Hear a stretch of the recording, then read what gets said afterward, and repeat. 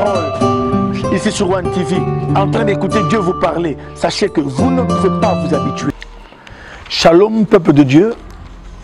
Vous qui nous suivez aujourd'hui, encore une fois sur One TV, la télé qui met Jésus-Christ au centre de votre vie.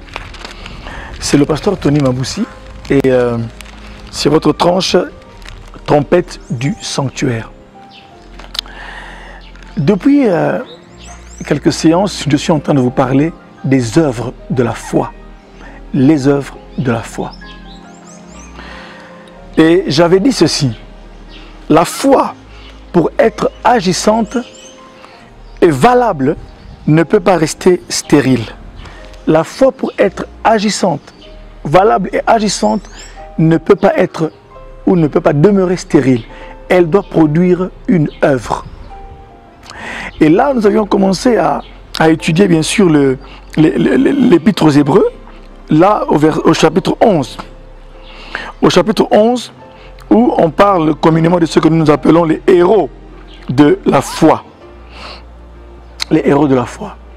On citera Abraham, on citera Isaac, Jacob, Sarah, on citera Moïse, Noé, et ainsi de suite. Mais, dès le départ, écoutez ce que dit le verset 1. Hébreux chapitre 11, verset 1. Or, la foi est une ferme assurance des choses qu'on espère, une démonstration de celles qu'on ne voit pas. Pour l'avoir possédée, les anciens ont obtenu un témoignage favorable. Verset 3. C'est par la foi que nous reconnaissons que le monde a été formé par la parole de Dieu, en sorte que ce qu'on voit n'a pas été fait de choses visibles. Ici, il y a déjà un postulat qui est posé pour que chacun sache. La première chose, le premier cas que notre foi devrait examiner, c'est la création. On dit que c'est par la foi que nous comprenons, que nous reconnaissons que le monde a été fait par la parole de Dieu, en sorte que ce qu'on voit n'a pas été fait des choses visibles. En d'autres termes, le visible, une autre version dit, le visible tire son origine de ce qui est invisible. Et nous avions lu la fois passée sur Genèse chapitre 1, quand Dieu a dit que la lumière soit. Au commencement, Dieu créa les cieux et la terre. La terre était informe et vide. Mais il a commencé à créer par sa parole. Il a créé ex nihilo, c'est-à-dire du néant. Il a déclaré, il a dit des choses, et ces choses arrivaient à l'existence. Mais où étaient ces choses-là? Elles étaient en Dieu, dans l'invisible. Et lorsque Dieu les disait, et ces choses arrivaient à l'existence. Mais ici aussi, nous avions la fois passée au début de l'enseignement, parlé des indices de la foi. La foi est une ferme assurance. J'ai parlé de fermeté. J'ai parlé également de l'espérance. Celui qui a la foi est un homme ferme. C'est un homme qui a une ferme assurance. Il est un homme qui a de l'espérance. Il est un homme qui sait démontrer sa foi. La foi a une partie de démonstration. Nous faisons des choses sans avoir vu. Mais nous croyons déjà. Et nous agissons en fonction de cela, sans avoir vu. Et la quatrième chose, avais-je dit, la notion de l'invisible. L'homme de foi ou la femme de foi a la notion de l'invisible ancrée dans sa vie. Et c'est pourquoi j'ai commencé à examiner en nous disant ceci. Chaque personnage ici, biblique, a eu un parcours avec le Seigneur. C'est par la foi qu'Abraham a quitté sa patrie. C'est par la foi. Et cette phrase revient souvent comme un refrain. C'est par la foi que Moïse, devenu grand, refusa d'être appelé fils de la fille de Pharaon. C'est par la foi qu'il fit la Pâque et l'aspersion du sang. C'est par la foi qu'il traversa la mer Rouge à pied sec. Et on a examiné quelles étaient les œuvres que nos prédécesseurs ont produites. Quelles sont les œuvres que Moïse a produites? À chaque histoire, nous avions vu quelle était l'œuvre qui a été produite. Et là, mes frères et mes sœurs, vous allez vous imaginer qu'Abraham a quitté sa patrie. Devant la mer Rouge, il fallait garder silence. Noé était saisi d'une crainte respectueuse et il a construit l'arche. Sans qu'avant que le déluge ne vienne. Il a démontré. Donc ça c'est juste pour un bref résumé. Mais aujourd'hui nous passons à une autre histoire. C'est au verset 30. C'est par la foi que les murailles de Jéricho tombèrent après qu'on en eut fait le tour pendant 7 jours. Hébreux 11, 30.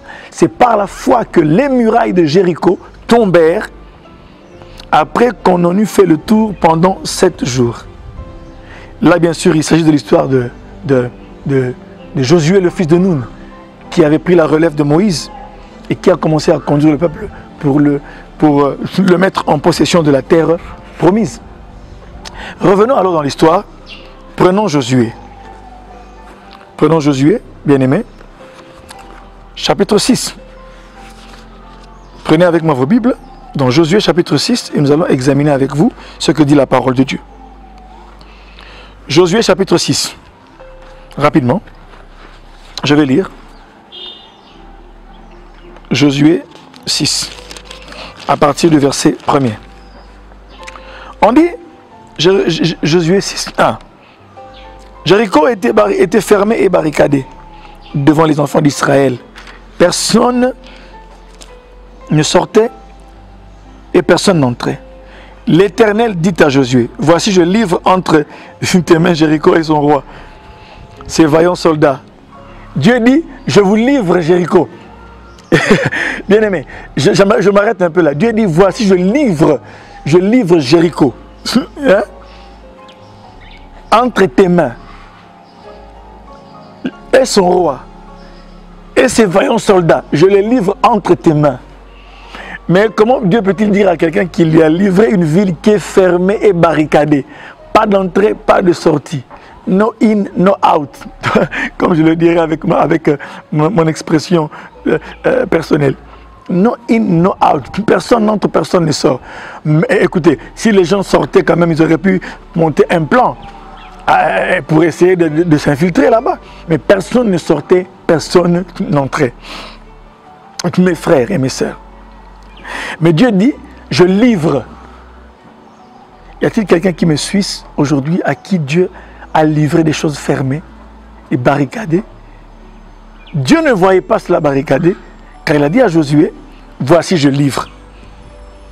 Je livre entre tes mains. Verset 3. Faites le tour de la ville, vous tous les hommes de guerre. Faites une fois le tour de la ville. Tu feras ainsi pendant 6 jours. 7 sacrificateurs porteront l'arche. 7 sacrificateurs porteront devant l'arche 7 trompettes retentissantes. Le 7e jour, vous ferez 7 fois le tour de la ville et les sacrificateurs sonneront des trompettes. Quand ils sonneront de la corne retentissante, quand vous entendrez le son de la trompette, tout le peuple poussera de grands cris. Alors la muraille de la ville s'écroulera et le peuple montera devant soi. Et puis nous allons prendre le verset 16. La lecture est assez longue. Et là au verset 16, bien aimé dans le Seigneur, nous allons prendre bien sûr les résultats. À la 7e fois, comme les sacrificateurs sonnaient des trompettes, Josué dit au peuple, poussez des cris, car l'Éternel vous a livré la ville. La ville sera dévouée à l'Éternel par interdit. Et tous qui s'y trouvent, mais on laissera la vie à Rahab, la prostituée, et à tous ceux qui seront avec elle dans la maison, parce qu'elle a caché les messagers que nous avions envoyés. Mes frères, verset 20. Le peuple poussa des cris et les sacrificateurs sonnèrent des trompettes. Lorsque le peuple entendit le son de la trompette, il poussa de grands cris et la muraille s'écroula. Et la muraille s'écroula. Verset 20. Et le peuple monta dans la ville, chacun devant soi. Ils s'emparèrent de la ville. Dieu dit à Josué, voici je livre Jéricho entre tes mains. Je livre son roi, ses vaillants soldats. En Jéricho, il y avait des vaillants hommes. Des hommes qui savaient manier les armes. Les hommes qui savaient se battre et défendre leur terre. Mais nous sommes ici dans une logique de conquête, où Jéricho est barricadé, mais Dieu est en train de donner à Josué des instructions. Que retenir de cette histoire? Lorsque nous regardons, on parle dans Hébreux 11:30 des murailles de Jéricho, mais nous connaissons tous que celui qui était à la manœuvre, celui qui conduisait le peuple, c'était Josué. Et bien aimé dans le Seigneur, bien sûr le peuple a participé, mais c'est Josué qui conduisait le peuple. La première des choses que j'aimerais dire, quelle a été l'œuvre qui a été produite par Josué? Dieu dit à Josué ici, vous allez faire le tour de la ville pendant 6 jours. Ok? Vous allez tourner la ville pendant 7 jours, comme le dit Hébreux 11. Mais voici l'instruction. Pendant 6 jours, vous ferez le tour de la ville une seule fois. Chaque jour, une fois. Et vous retournez dans votre camp. Jusqu'au 6e jour, ainsi de suite. Mais le 7e jour, vous allez tourner la ville, vous allez la contourner pendant... Vous allez la contourner 7 fois. Chiffre 7. 7 jours, le 7e jour, vous tournez pendant 7 fois. Et après, les sacrificateurs qui portent les trompettes vont sonner et le peuple va pousser des cris. Alléluia. Bien aimé, ce n'est pas le sujet aujourd'hui de parler de conquête, mais juste pour voir les œuvres, l'œuvre qui a été produite par le peuple de Dieu. Écoutez mes frères et mes sœurs. Deuxième chose, il fallait bien sûr essayer de faire les choses selon un certain ordre. Il dit ici à Josué, il faut, voyons voir un peu qu'est-ce qui se passe avec le peuple. Devant, il y aura des hommes armés. Après eux, les sacrificateurs qui portent des trompettes. Après, les sacrificateurs qui portent l'arche. Et à l'arrière-garde, il y aura également des vaillants hommes. Ils ont marché dans cet ordre-là pendant ces 7 jours. Et c'est comme ça que la victoire est arrivée. Regardons quels ont été les secrets, bien sûr, de la prise de Jéricho. La première des choses, écoutez mes frères, c'est bien sûr, il y a la révélation. Quand vous lisez Josué chapitre 5, comme Josué 5:13, comme Josué était près de Jéricho, il leva les yeux et regarda, voici un homme se tenait debout devant lui, son épée nue dans la main. Il alla vers lui et lui dit, es-tu des nôtres ou de nos ennemis? Là, Josué, en tant que général de l'armée, il voit une ville fermée, il ne sait pas quoi faire. Et il commence à chercher des stratégies. Comment est-ce qu'on peut arriver à nous emparer de cette ville? Car c'est sur le chemin de la conquête, de la terre promise. Là, un homme lui apparaît. C'était l'ange de l'Éternel, l'épée nue à la main. Et Josué lui dit, es-tu des nôtres ou de nos ennemis? Et l'ange lui répondit, non. Je suis le chef de l'armée. J'aime ça. Je suis le chef de l'armée de l'Éternel. J'arrive maintenant. Alléluia. Josué tomba le visage contre terre, se prosterna et lui dit, qu'est-ce que mon Seigneur dit à son serviteur? Et le chef de l'armée de l'Éternel dit à Josué, ôte tes souliers de tes pieds, car le lieu sur lequel tu te tiens est saint. Et Josué fit ainsi. Bien sûr, avec cette apparition-là, il y aura, par cette rencontre-là, il y aura des révélations, des instructions qui vont en découler. Car après, vous allez voir au chapitre 6, il est écrit, l'Éternel dit à Josué. Donc il y a des ordres maintenant qui viennent. Le combat contre Jéricho n'était plus le combat de Josué. C'était maintenant le combat. La fois passée, je vous avais dit que je vous parlerai des guerres de l'Éternel. Un jour, on en parlera. Mais ici, vous voyez déjà que ça, ce n'est plus la guerre d'un homme. C'est une guerre que l'Éternel est en train de mener avec son peuple. Jéricho est fermé, Jéricho est barricadé, Jéricho ne peut pas être prise. Personne ne sort, personne n'entre. Et là maintenant, Josué le général reçoit une rencontre. Il a une apparition de l'ange de l'Éternel qui lui dit, je suis le chef de l'armée de l'Éternel, j'arrive maintenant. C'est pour vous mes frères vous dire que dans les moments difficiles, lorsque les choses ne vont pas bien, sachez que le Seigneur aussi est en peine. Quand le combat vous dépasse, quand le combat est au-delà de vos forces, sachez qu'il y aura une intervention divine, il y aura une intervention de Dieu, une intervention spéciale. Et ce jour-là, j'aimerais dire et encourager un frère ou une sœur, ce que nous devons faire, c'est obéir. L'obéissance d'abord. Première œuvre, c'est l'obéissance. Obéir à la révélation. Dieu va apparaître par l'ange de l'Éternel, il apparaît à Josué et donne des instructions. Et de la manière dont ils vont marcher, le premier jour, ils font un tour en silence. Le deuxième jour, un tour en silence. Troisième jour, un tour en silence. Quatrième jour, un tour en silence. Cinquième jour, un tour en silence.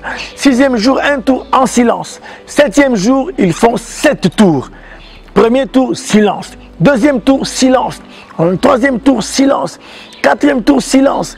Cinquième tour, silence. Sixième tour, silence. Septième tour, toujours silence. Mais lorsque Josué va recevoir l'ordre, il va dire au sacrificateur, sonnez les trompettes maintenant. Lorsqu'ils vont sonner de la trompette, là le peuple comprend que c'est le signal. Maintenant il faut parler, maintenant il faut crier. Et ils ont poussé des cris. Wouh, wouh. Et ces cris-là ont fait tomber les murailles. Des cris ont fait tomber les murailles. Mais avant que les cris ne fassent tomber les murailles, il y avait tout un problème d'obéissance. Il fallait obéir. Cette obéissance demandait que les hommes suivent scrupuleusement les révélations. J'aimerais dire à quelqu'un, lorsque vous êtes en face des choses qui sont difficiles à franchir, invoquez le Seigneur interviendra, il vous parlera. Et dans les instructions que Dieu vous donnera, vous aurez à cœur, bien sûr mes frères, d'obéir à ces révélations-là. S'il n'avait pas obéi à cela, il n'aurait pas vu la main de Dieu. Gédéon, pour avoir la victoire, a obéi aux ordres de l'ange de l'Éternel qui lui est apparu. Il lui a dit, va détruire l'autel du Dieu étranger qui est dans la maison de ton père. Fais un sacrifice. Et il a reçu des instructions comment mener la guerre. Il y a des guerres, mes frères. Il y a des luttes. Il y a des situations que vous ne pourrez pas vaincre par votre propre intelligence. Que vous ne pourrez pas vaincre par votre propre stratégie. Il vous faudra une stratégie divine. J'aimerais annoncer ici à mes fidèles téléspectateurs, à vous mes frères et mes sœurs, qu'il vient un temps où Dieu va vous donner ses propres directives. Il vient un temps, soyez seulement attentifs, soyez seulement dans sa présence. Il vient un temps où Dieu va vous visiter. Bien-aimé, Josué obéit d'abord à quoi? Il obéit d'abord parce qu'on lui dit ôte tes sandales. Il ôte ses sandales. Un signe de sanctification.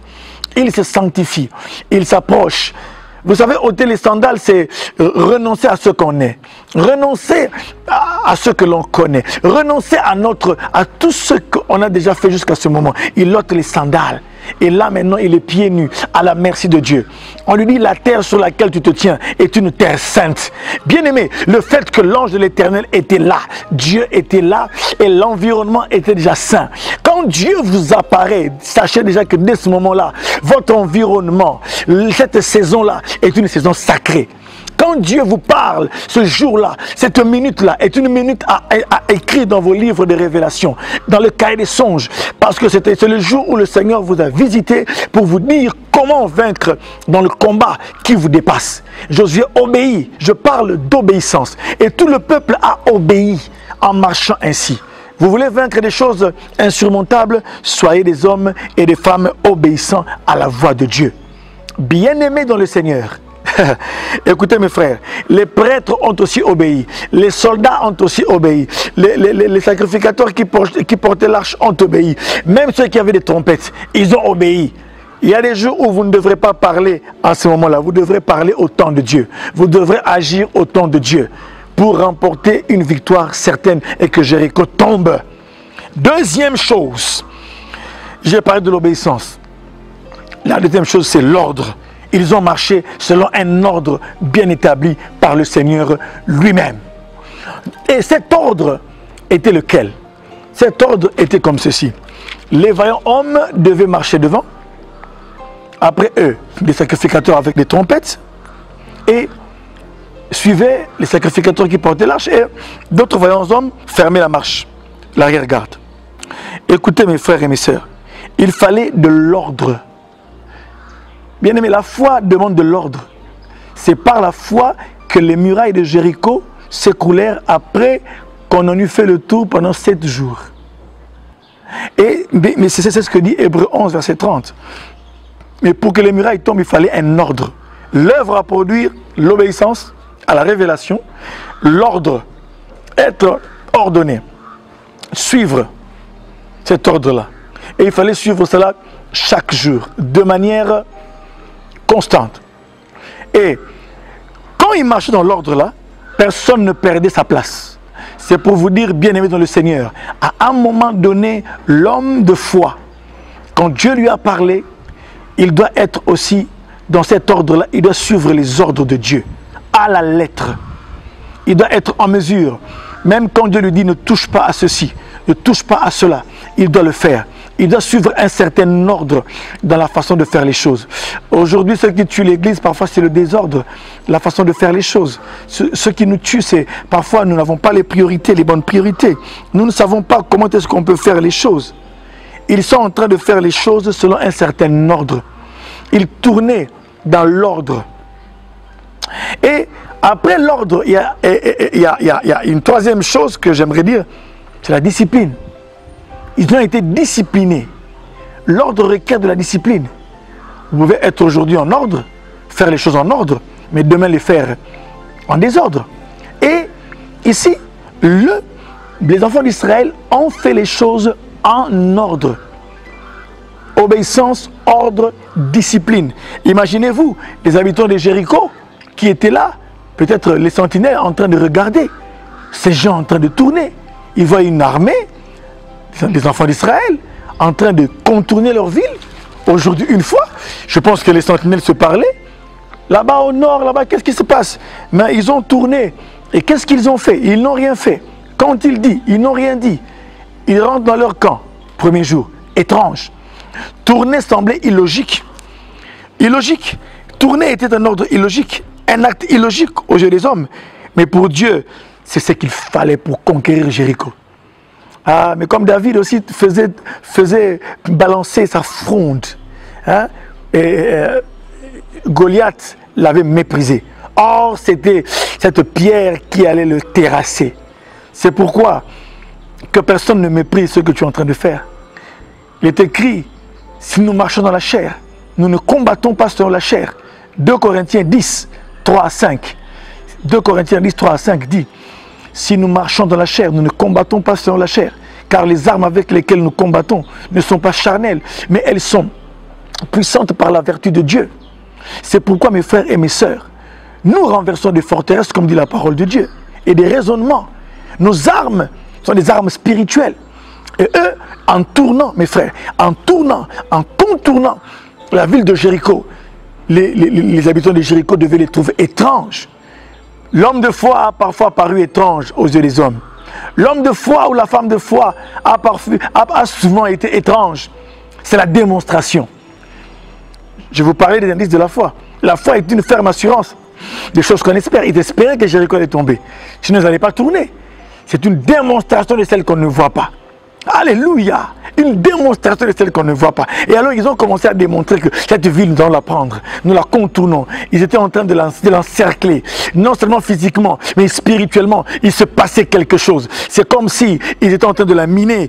C'est comme s'ils minaient les fondements de Jéricho en esprit, en train de miner. Écoutez mes frères, comment expliquer que tourner cette fois, il y avait des secrets spirituels dans cet acte-là, en train de tourner, il se disait oui, nous cette ville nous appartient, cette ville sera vaincue, cette ville nous allons la conquérir, cette muraille n'est pas infranchissable. Mes frères, lorsque vous observez un obstacle, mes frères et mes sœurs, ne le fouillez pas, approchez-le.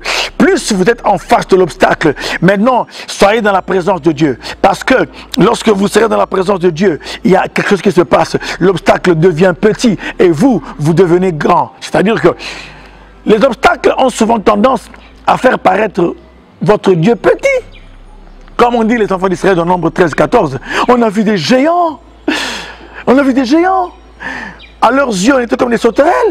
À leurs yeux et à nos yeux, on était comme des sauterelles. Les fils d'Anak, ce sont des géants. C'est impossible de les vaincre. Mais Josué et Caleb, qui étaient animés de notre esprit, ont dit non, nous allons monter. Déjà, ils n'ont plus d'ombre sur eux. Nous allons vaincre ces géants et nous prendrons possession de la ville. Alléluia. C'est pourquoi nous prenons possession de la terre. C'est pourquoi, mes frères et mes sœurs, Dieu aime Dieu aime les hommes de foi. Dieu aime ceux qui osent Approchez-vous de l'obstacle, mes frères. Ne fuyez pas l'obstacle. En faisant tourner son peuple 7 fois, une première fois, chacun quand il rentrait à la maison, et bien sûr, je pense qu'il visualisait Jéricho. Demain, on va encore contourner. Ne vous fatiguez pas. Vous avez déposé un CV. Continuez. Le célibat, le chômage ne peut pas vous annihiler le destin de Dieu. Vous avez essayé une fois. Ça n'a pas marché dans vos fiançailles, réessayez encore. Vous avez essayé 2 fois, ça n'a pas marché, réessayez encore. J'aime ce que Jésus a dit à Pierre. Va en eau profonde, jette ton filet. Il dit, on a pêché toute la nuit. Il dit, jette. Pierre lui dit, sur ta parole, je jetterai. C'est pourquoi vous qui me suivez aujourd'hui, produisez une œuvre de la foi, jetez le filet. Produisez une œuvre de la foi, contournez le mur. Allez toujours vous confronter au chômage, même si votre famille, personne ne travaille, même si c'est difficile, la promotion est difficile, mais vous, à cause de ce que vous avez, faites des demandes, parlez à Dieu, priez, confrontez-vous à l'obstacle jusqu'à ce que l'obstacle va tomber. J'aime ce que Jésus avait dit, il disait ceci, pour montrer qu'il faut être persévérant dans la prière, lorsque la femme là était en train de suivre le juge inique. C'est à force de persévérance que le juge a cédé et a rendu justice à la femme. Bien-aimés dans le Seigneur, ils étaient disciplinés et constants. La 4e chose, la constance. L'obéissance, l'ordre, la discipline et la constance. La foi est une affaire de fermeté et de constance. La foi est une ferme assurance. Ils n'ont pas contourné Jéricho avec des sentiments inconstants. Dieu n'aime pas les gens inconstants, comme le dit Jacques. Que celui qui ne croit pas, que celui qui manque de sagesse la demande à Dieu. Mais qu'il la demande avec la foi. Car celui qui ne croit pas est semblable au flot de la mer qui bouge. Et Dieu, que celui-là ne s'imagine pas que Dieu va l'exaucer. L'œuvre principale à produire ici était faire le tour de la ville dans un certain ordre. Et au verset 16, là le miracle interviendra, et au verset 20. Quand les sacrificateurs ont fait 7 fois le tour de la ville au 7e jour, 7 fois, ils ont sonné les trompettes, le peuple a crié. Bien-aimé, comme le dit selon mon père spirituel, le prophète Gary King, il dit, la foi n'attend pas que les murailles tombent pour qu'elle crie. La foi crie d'abord et les murailles tombent ensuite. C'est pourquoi mes frères et mes sœurs, vous devez crier votre victoire. Les cris sont des déclarations. Les cris sont des prières de foi. Pas des prières qui sont en train de... Pas des gémissements qui ne croient pas, des hommes et des femmes, des gémissements d'hommes et des femmes qui ne croient pas. Mais non, mais des prières de foi, des prières d'hommes et des femmes qui ont la pensée qui marchent comme le lion, qui savent qu'ils doivent conquérir. Le lion n'a jamais été à la poursuite d'une proie en se disant qu'il va échouer. Non, il se dit, je vais réussir. C'est pourquoi mes frères et mes sœurs, faites le tour de votre problème. Faites le tour de ce qui vous paraît infranchissable en ce jour. Car votre destinée est à portée de main maintenant. Faites le tour, contournez, priez sans cesse, déclarez à la fin sur l'ordre de l'Éternel, commencez à déclarer.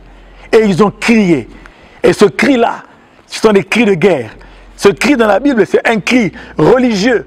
Ça fait partie de la foi d'Israël. Il criait quand les trompettes sonnaient. Il poussait des cris de joie. Là, le guerrier s'est levé. Le Seigneur, le guerrier par excellence, s'est levé. Alors, les murailles qui déjà étaient minées spirituellement sont tombées. Et le peuple est monté devant soi pour prendre possession de la ville. Bien-aimés, que le Seigneur vous bénisse. Et à très bientôt. Vous, hommes de foi, femmes de foi, Jéricho va tomber et Jéricho est tombé au nom de Jésus-Christ. Que Dieu vous bénisse. Amen.